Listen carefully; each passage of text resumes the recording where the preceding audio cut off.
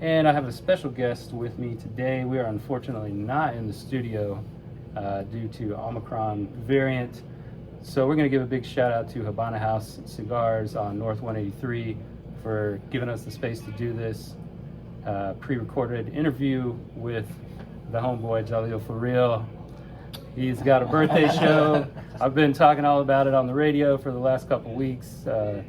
His birthday show, February 4th, and he is my first on-air interview. So we're going to sit down and talk a little bit about his most recent album, Weekend in LA, his history, what he's got coming up, and a little bit about the show. So please stick around and listen to or enjoy this interview with one of my favorite artists from Austin. So let me pick up on what you said. I'm interested in the fact that you describe yourself not necessarily as a rapper or even as a musician, but as a creative. So can you talk a little bit more about that? Where does that come from? Is that from before you started rapping, or is that because you still do other types of art or creative stuff? What is that all about?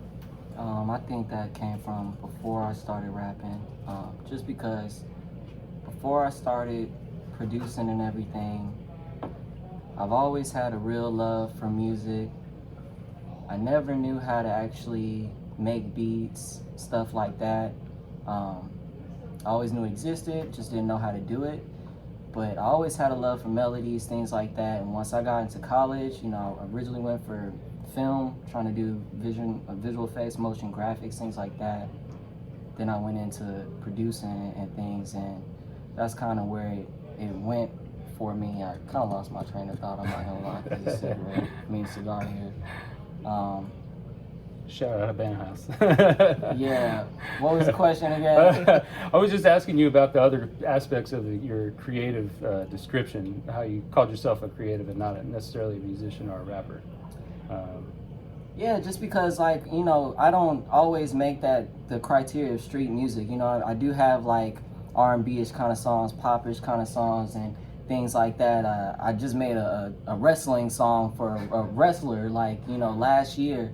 So I have different lanes that I'm in, but I want to show people that you don't have to do this. This street stuff. Like, a lot of rappers are getting killed, you know what I mean? Yeah, and that's a serious thing. So it's like somebody has to push a narrative that you can actually be yourself, because I feel like a lot of artists, especially young artists these days, are afraid to actually be original and be themselves because of what other people think and their peers think, when in reality that music could be really good. Because when I go to these shows and these younger artists are opening up for me and things like that, it's always kind of the same spill. And if I'm being real, nobody wants to hear depressed music. Nobody wants to hear how hard you are or anything like that. They come out to have a good time and take their mind off of that and things. So that's the narrative that I really want to push to all these people. And I think that's why I'm in a lane of my own, because when I go out to these shows and actually perform, it's hitting people like, oh man, this music is undeniable. Like, it's just one of those things, when you come from the heart, it's just undeniable. Yeah, it's interesting that you say that. I'm not going to name any names, but I have had other conversations with some artists from Austin, and I've heard that same sentiment about kind of broadening your style and not just always be doing the street thing or the depressing moody rap thing, right? Because everybody, like you said, people coming out for a good time, right? Exactly. So, I mean, we all have emotions too, so I think as artists we got to show that we're real people, so that I think that's why a lot of artists, especially in the street lane, always run into these encounters and things like that, because that's the type of music and energy that they put out there. You don't hear these pop artists, R&B artists always getting into scuffles or them getting knocked off. It just doesn't happen. Good point. Yeah, that's just the energy you put out there. So I feel like we have the power to change the narrative, and it got to start somewhere. So why not right here? I feel like too, like I've been thinking about this lately. I feel like too, there's this idea that like when I listen to music, especially rap music, right? Like there's some days that I'm just like pissed off at the world, or like I missed out on that job, or like something happened and I just want to put on like something that's like really hard, really aggressive or whatever, right? But like there's a whole other range of days and other reasons, like other types of rap music that I come to for all of the different reasons, right? And I feel like when people get stuck in that lane of either just the street stuff or like whatever it is, if they just keep doing the same thing over and over, they're denying themselves like the full spectrum of being human, right? Yeah. Because like everybody goes through those ups and downs, and like nobody's all hard street edge all the time, right? Right. But if you're presenting yourself to the world that way, right, that's how you get caught up in these situations, I feel like. That's right? true, and I feel like if you stay in that bubble, you know, the opportunities are not vast for you. You know, you're really limiting yourself. Like an artist like myself, I want to do the A3Cs. I mean, A3C and, you know, the Austin City Limits and, you know, festivals and things like that, to where it's not a lot of rap artists on the ballot, you know, but I can get the job done because I got music in that lane. And, you know, all it takes is one person to really give me that opportunity to kind of spread my wings and, you know, show the world that I can do it. Shout out Mitch Ballard from BMI. You know, shout out Mitch Ballard. Yeah, I'll be speaking with him soon. But yeah, all it really takes is that one opportunity to really spread your wings and show everybody that you can do it. And, you know, I really feel like I can do that. You know, I don't have that typical street style, even though that essence is still in my music. You know, I come from that, but, you know, I grew up listening to so many different vibes and sounds. You know, one of my biggest influences growing up was Montel Jordan. Shout out Montel Jordan. He's been a big support for me. He was supposed to be on one of the songs that I'm releasing called Amen. That's all right. But we working on something in the future, so shout out him. But he was a big influence to me growing up. You know, just with him being original, singing on the songs and things like that. I know he looked up to Slick Rick and got his cadence from him and things like that. Got some Slick Rick in the show this Sunday. Exactly. Yeah, shout out Slick Rick, you know, the OG. But yeah, seriously. So, I mean, I'm just trying to kind of bring that vibe back, you know, feel good music. So, you know. Yeah, I mean, I feel like I can definitely hear that. I'll call it Montel Jordan influence, but I'm sure there were others, right? But like when I listen to that album, I hear that in there's a lot more of a kind of a singing quality, especially to a lot of the hooks. Yeah. But also just in kind of the way your delivery is coming on this album. I love to sing, but I can't really sing. I could hold the melody pretty good, but I love to sing. That's what I really wish I could do, is be a singer. I even thought about same, but I can't hold a melody. Yeah, I thought about doing like an R&B album. I might really do it still with my boy Snooze. Shout out my boy Snooze from Houston. So I might do that eventually, but that's what I really want to do, is like, you know, more melodic stuff, just because I feel like that really hits home for people. You know, it's really catchy vibes and things like that. It really gets the point across, you know. So it's interesting too, thinking while you're talking about that, how Pimp C was apparently like all state level singer. Yeah. You know? Like had this like incredible voice of like beautiful. Yeah, and you'll hear it, right? Like you hear it a little bit on his tracks, right? And like he was kind of hiding this incredible like R&B like crooner voice that he had.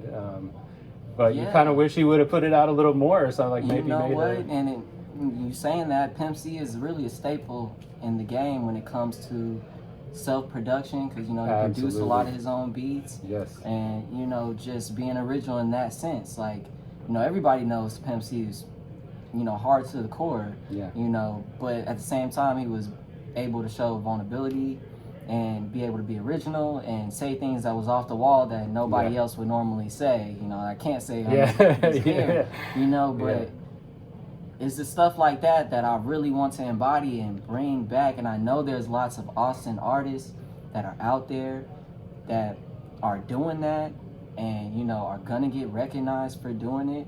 It just takes that one person to bring that industry spotlight to the city and show that Austin has a lot more to offer than just the street side of music, you know? So tell me a little bit then, there's been a lot, and I'll try to tread lightly here because I don't want to be angering anybody here. But like, I'm curious about, because it seems like over the last maybe let's call it 3 years, right? There's been a lot of talk / comments, mostly online, about the state of the Austin rap scene. And is it really on the come up? Is there really as much talent as we keep hearing about, et cetera, et cetera? What's your take on it? Where do we stand right now? Like, are we what do we need here to get there? Like you're talking about, we just need like that one chance or that one like person to pop off and like make the chances for everybody else. Like, what do we need for that to happen, in your opinion? Well, first and foremost, I definitely think the state of hip hop in Austin is phenomenal. I think it's an untapped gem that hasn't been, resourced yet. All I think it takes is really that one person to really pop. Who is it gonna be? I don't know. There's a lot of amazing artists like Jay Soulja out there and really doing his thing with the pre-roll and being on the cover of Austin Chronicle, which is amazing. Yeah. So things like that can really keep shining the light that we have more to offer, because artists such as him are ambidextrous when it comes to making music. You know what I mean? He can do it all, and I think Austin has a lot of talents like that that'll eventually pop if you keep staying consistent and keep giving quality and really tap into your resources. Yeah. And I really think that's all it takes. There's a lot of different sounds that are here, and it just takes that one person to be found, honestly, and it's a wrap. Yeah. One of the reasons I ask is because I want to keep pushing our audience, our listeners to get out there and see music, because in my mind that's one of the biggest things, right? Is like, you can't have Flamingo Cantina where your birthday show is going to be, or Far Out Lounge, or some of these other places around town that are very we are very grateful that they give us as rap and hip hop fans the local talent, a place to play, a place to shine, and not just local talent, right? Like people coming through town as well. But I feel like that's one of the biggest things you can do is when there is somebody on the bill, even if it's not your favorite person, or even if it's somebody you don't know that well, go out. I mean, assuming you're healthy and all that stuff, right?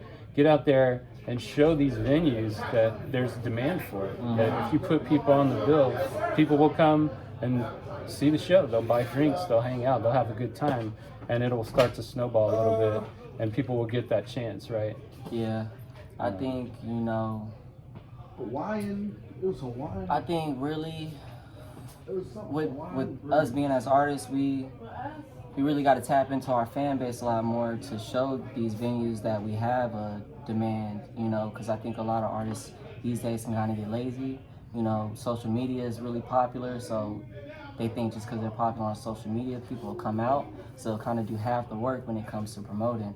That's why with this show from February 4th, Flamingo Cantina.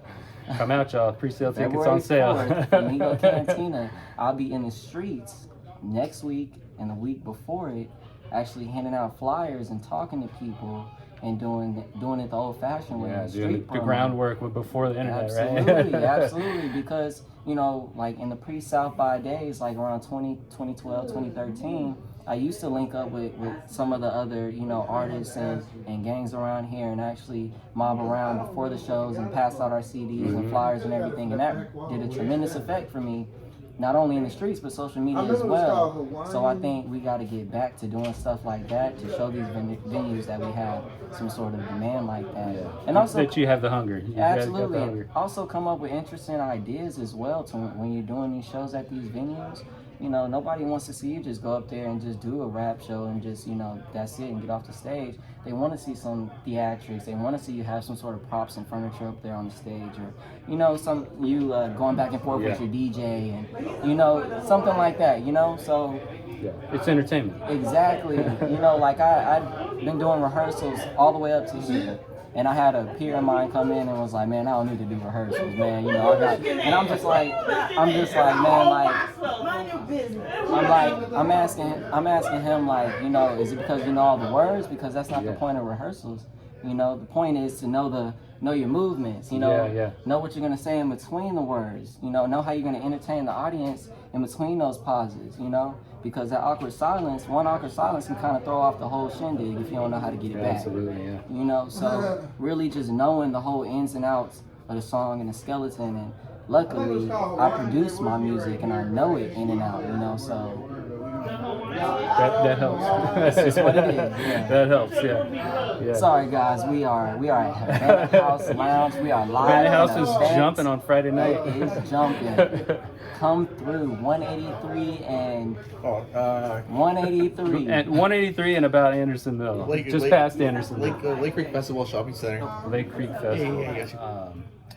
Yeah, so let's talk a little bit about Weekend in LA. So did this album start as a did you have it in mind as an album, or was it, because I noticed that some of the songs on it you released as singles before the album came out, but to me it has kind of the look and maybe the sound of a concept album, if I can say that. Yeah, man. Was it planned all together? It's kind of exactly what you said, honestly. So I really was in LA when I came up with the whole concept of it. It was supposed to be like a concept based. It was an EP at first, but then I noticed how many songs I had. But it was supposed to be concept based. That's why I had the takeoff outro where it's like the plane and the flight attendant and everything.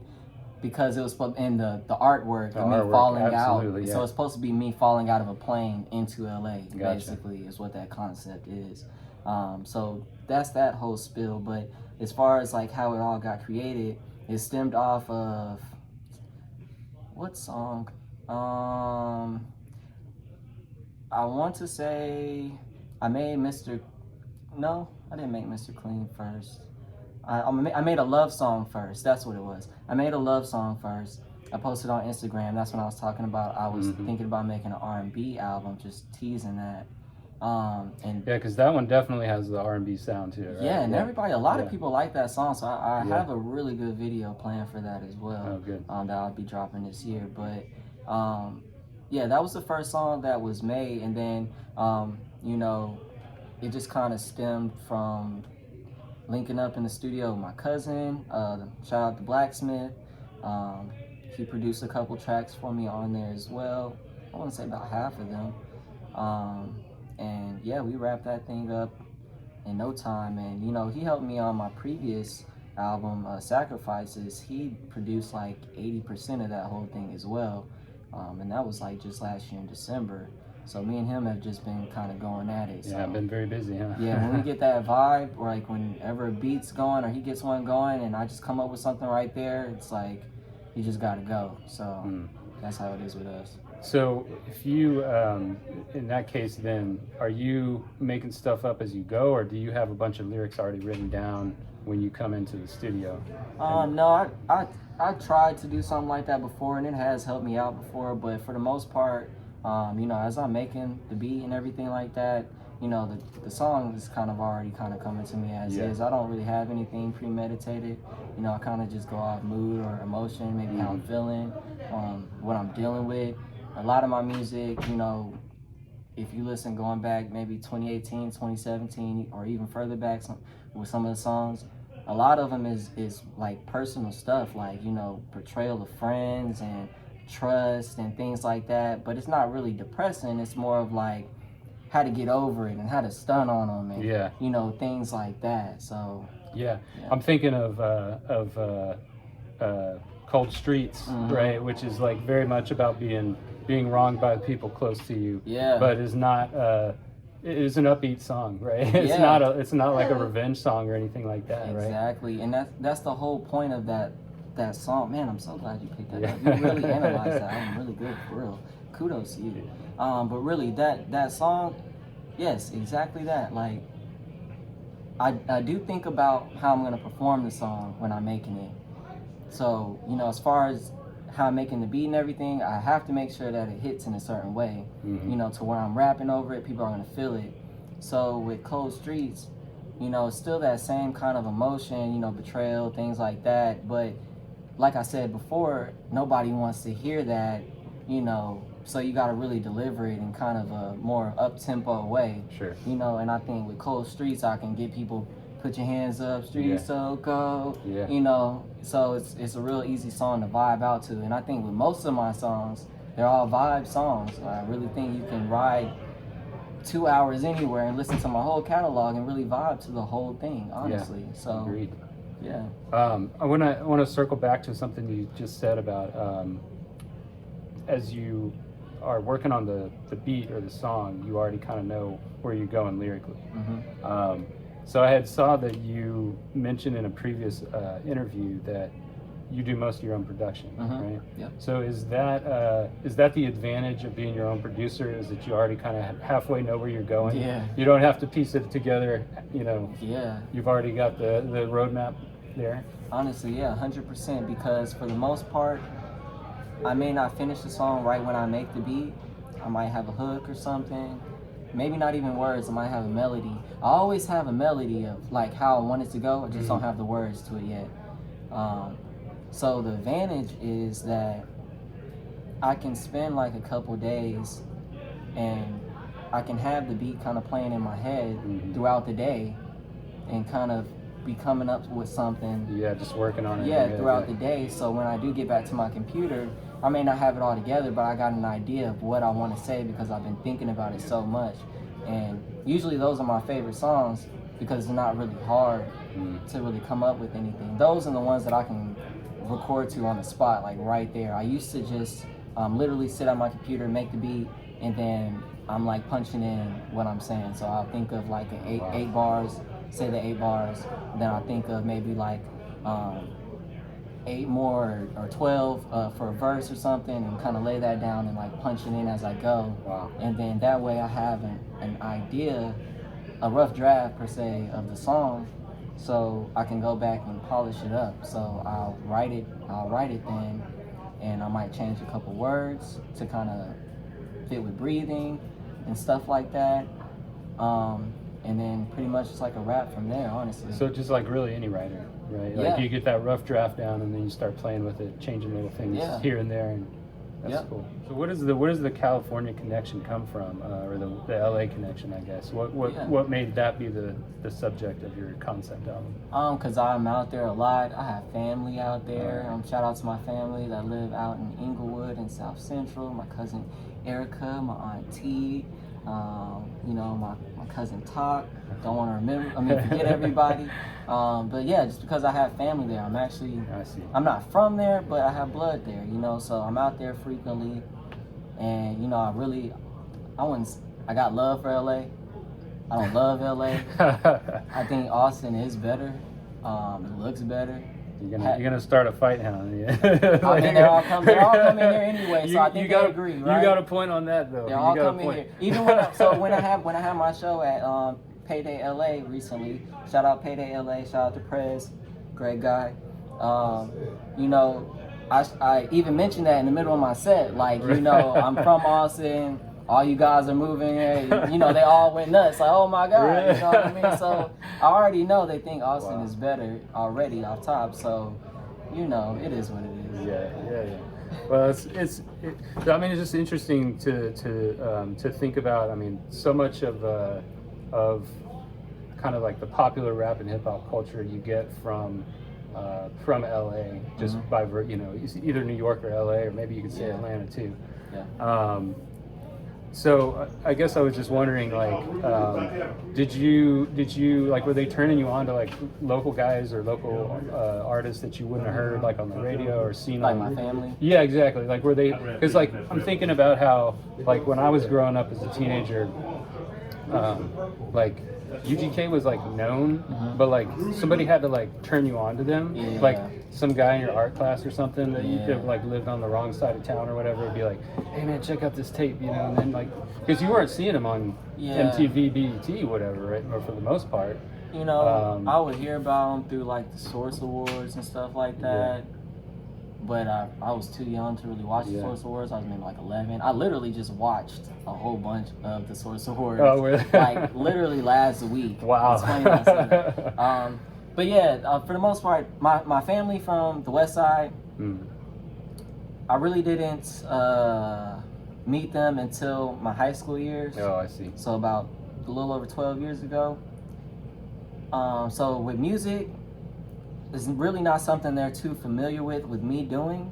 Over the past 5 years, it's been prominent to them just because it's kind of hard to ignore. But I will say, since my last visit, now they're kind of like, now it's, kind of a thing. Mm-hmm. So now they're kind of putting me onto music of local people and things like that. But I will say how I kind of got my taste of the West Coast in the beginning was like kind of like things like magazines and stuff. I can't really name them off the top of my head, but like The Basement with Big Tigger, things like that, with Too Short and E40. Those are like some of the first West Coast artists that, of course, Snoop and NWA. I don't want to name the obvious. Too Short's like the doorway, man. Absolutely. He's like, everybody says he's your favorite rapper's favorite rapper. It's like I don't want to like throw the number off. It's like over 100 something albums, right? Yeah. Him and E40. So it's like, how can you not? How can you not see them? Right?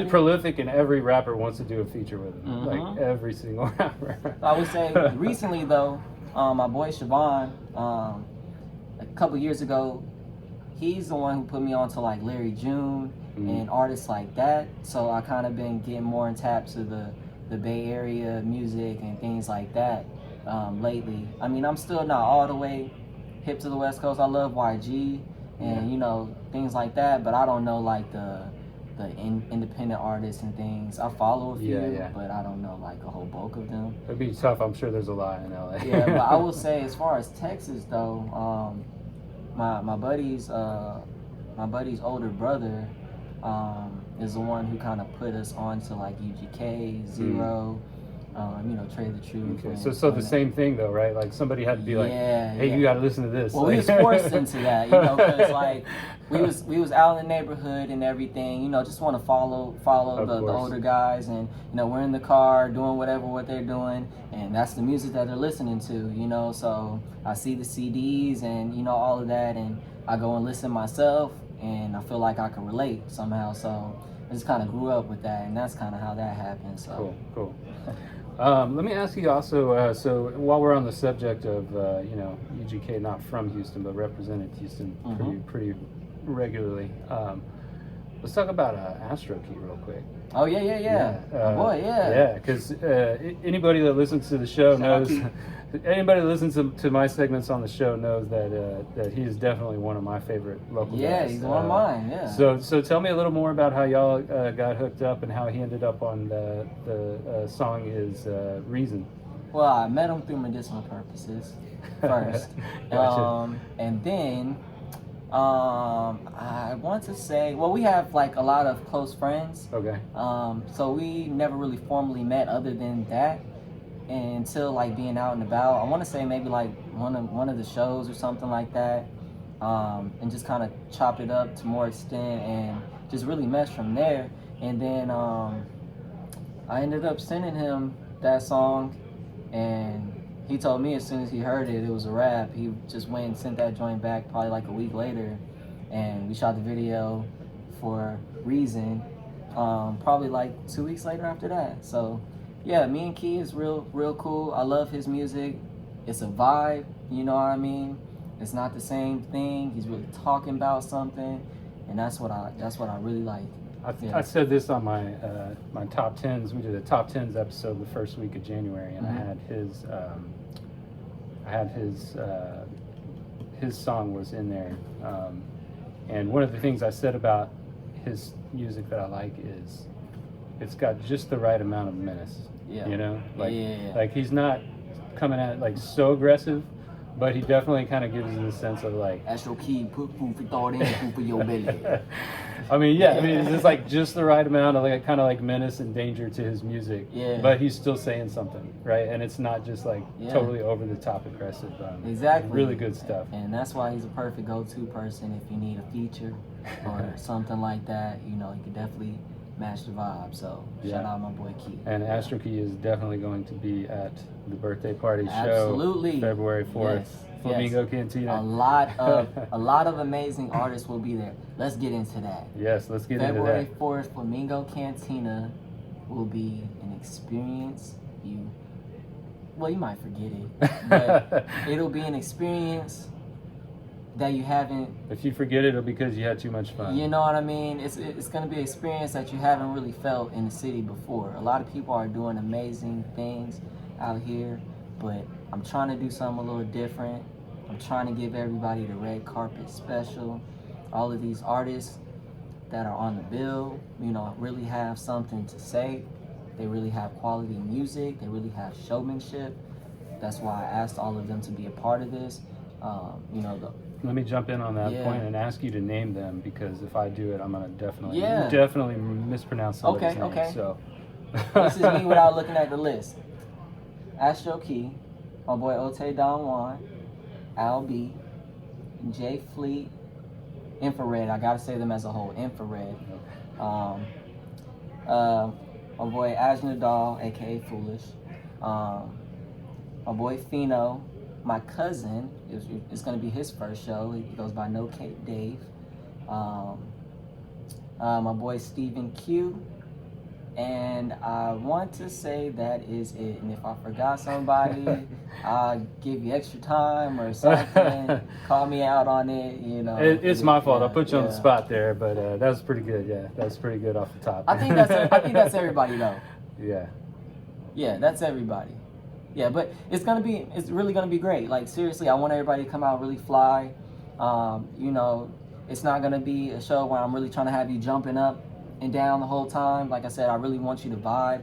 So, you know, if you got a partner, come out with them, a group of friends that you really love to cut loose with and, you know, have a good time, like let's come out and do that, because that's what that's for.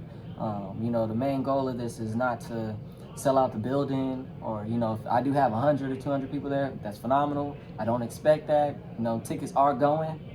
It's looking great. But, you know, if 30, 50 people there, that's great. It's going to be experience for everybody that's there. So Friday night, February 4th, Flamingo Cantina, doors at 7. $10 tickets online right now, link in my bio, JahleelFaReaL. Go get that. $15 at the door. You don't want to wait.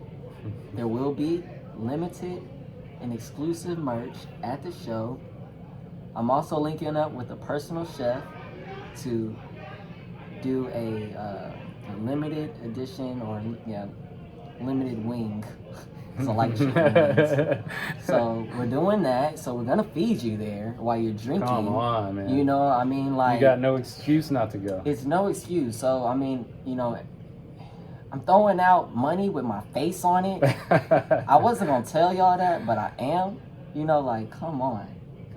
This is crazy.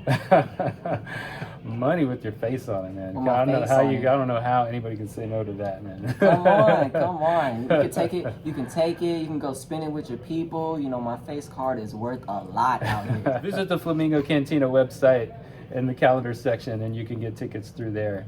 Eventbrite.com. Eventbrite.com. Just type in JahleelFaReal,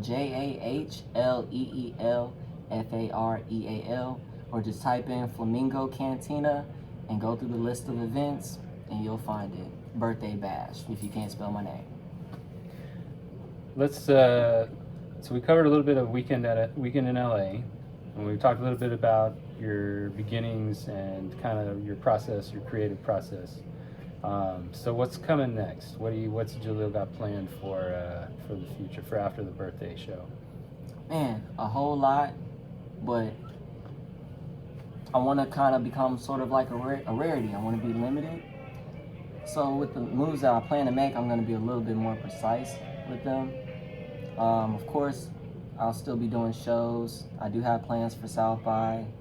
But after South by, you know, I'm really trying to put my visuals on a bigger platform, as far as, like, you know, TV, Revolt TV, MTV Jams, things like that.